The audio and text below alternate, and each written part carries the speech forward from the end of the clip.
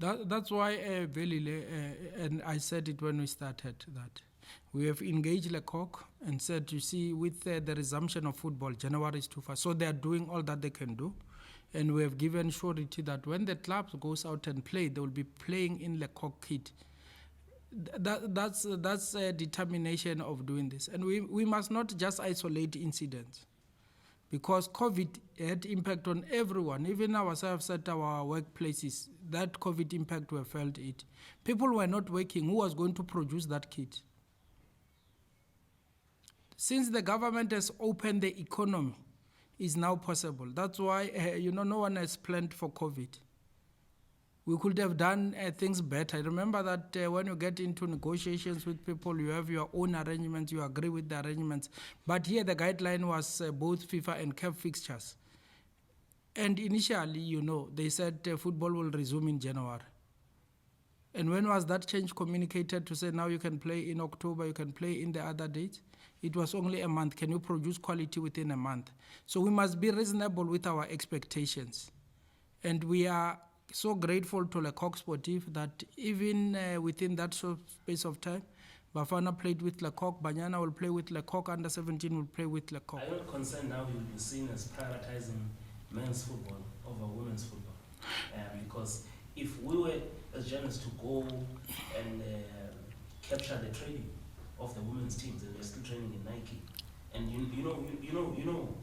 the situation that we've been through between men's and women's football scene.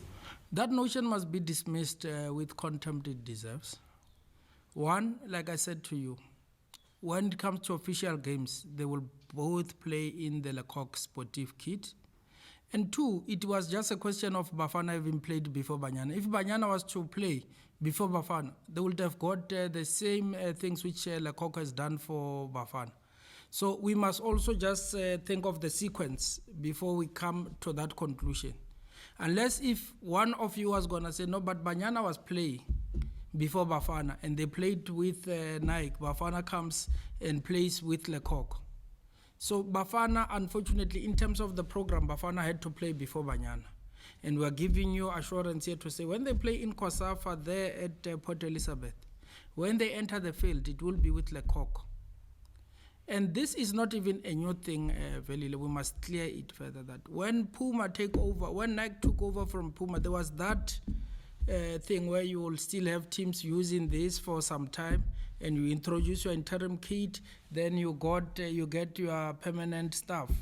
We have a 5-year deal with Le Coq, and from January things will change, and we'll get exactly what the contract say we need to get.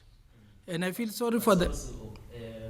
We can't say because it happened before, so we must not have questions, because at the level where you are in, it's not ideal that it must happen.